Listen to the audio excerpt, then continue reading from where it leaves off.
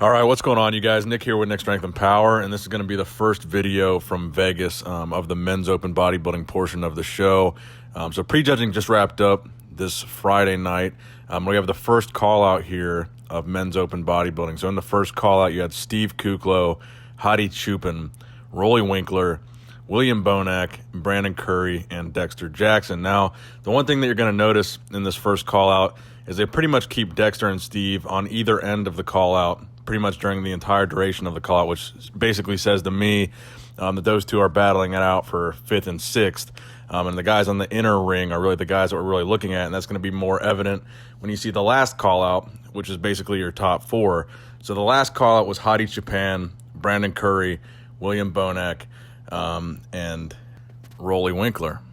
So first, let's talk about 5th and 6th. So I think Dexter Jackson, when I was standing at my booth earlier, I was asking a lot of people what their predictions were for the Olympia and who they had winning. Now, most people said Brandon or Roelly, but there were a couple of people that said it would be cool to see Dexter win because of the fact that Dexter won in 2008, and it would be 11 years since Dexter's last victory. So there's never been a Mr. Olympia that has won 2 Olympia titles in over a decade apart. So that would have been cool to see, and a lot of people were kind of hinting at that when they were coming by my booth at the Olympia, that they would want to see Dexter win just off that principle alone.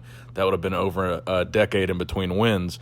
But Dexter Jackson looks like here he might be 5th or 6th. Now, Steve Kuclo, surprisingly, is probably the surprise of the night, was Steve cracking the top 6, primarily, I think, because of his conditioning. I mean, Steve was rock hard here. He was super vascular. His conditioning was probably even better than it was when he was top 6 at the Arnold Classic, which is really probably why he's in the top 6 here. And again, we knew the Olympia was going to be wide open this year. Nathan Diasha wasn't there. Big Ramy wasn't there. I said in my prediction video that Luke Sando might be top 6. I think the problem with Luke, he looked a little bit blocky here in the midsection. His conditioning didn't look as good as it looked at the Arnold Classic. I think he looked a little better than he looked in Tampa. But his midsection to me, looked a little bit blocky. So we didn't see Luke in the first call out, but he was in the second call out. So I'm actually going to say I think we're going to end up having Steve in 5th and Dexter in 6th. Now, keep in mind, Dexter was in 7th last year, so that's still a move up, but it's still a far cry from the people predicting that Dexter would win. Now, let's get to the top 4 here. So we did have a top 4 call-out. This was the final call-out of the night. So essentially, these are going to be the top guys: Hadi Chupin, Brandon Curry, Roelly Winklaar, and William Bonac. I think William Bonac actually looked really good here despite the fact that he wasn't working with Neil Yoda Hill going into this show. I think his conditioning was very good. I think he was still giving Brandon a run for his money. But I think Hadi Chupin is really the standout competitor of the night.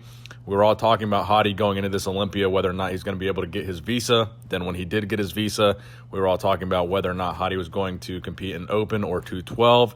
He made the decision to compete in Open, and I think it was a very, very good decision to do that. Because I think he's going to be top 3 here. Not only top 3, I think Hadi Chupin could be 2nd here based on the conditioning that we're seeing from Hadi. Brandon looked good here. Brandon is my pick to win. I think he's still my pick to win. I'm going to stick with Brandon because he's my boy. But Brandon wasn't as sharp as I would have liked to see Brandon. Now, I think Brandon looks a little bit cleaner and has smoother lines and just a more aesthetic physique than Hadi has. But Hadi had a deeper, crisper level of conditioning, especially in the front poses. When you look at like the crunched abdominal poses, you can really see how conditioned Hadi is. When he hits that crunched abdominal, abs and thighs, and he kind of does a front relaxed where he crunches down on his abs where he looks really impressive.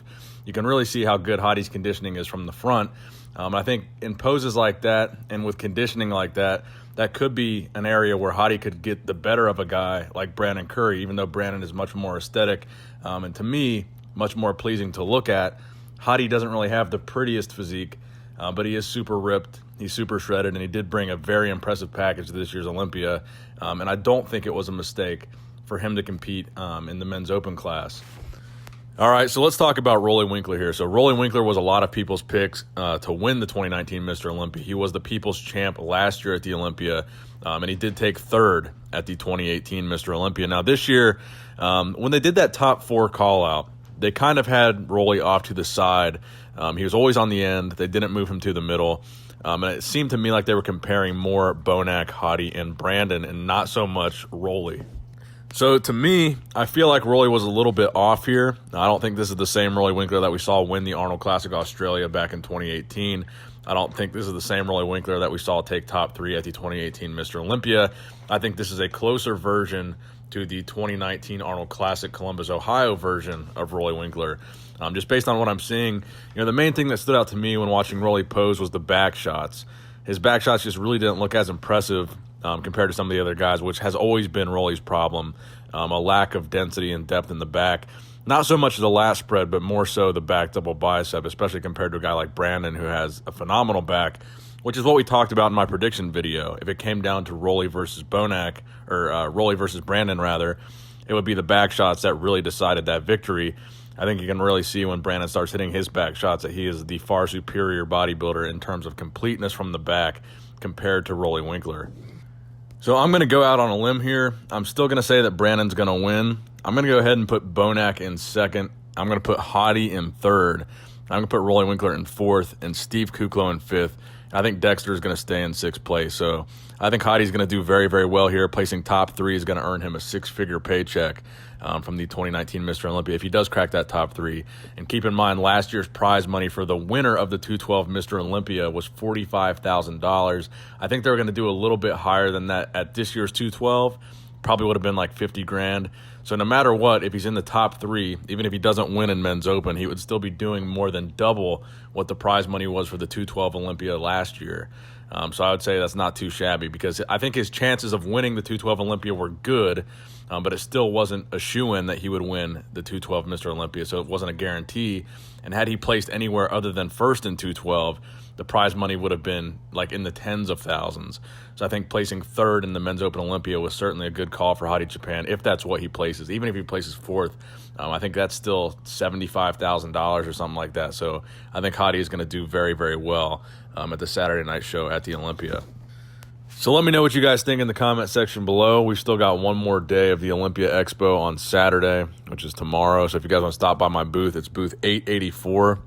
Follow me on Instagram. If you haven't followed me on Instagram already, we're going to be posting updates from the expo and from the show tomorrow. I'm going to try to live stream whatever I can. If you haven't subscribed to my channel, please subscribe now for more Olympian news and updates just like this video. And as always, Nick Strength and Power, signing out.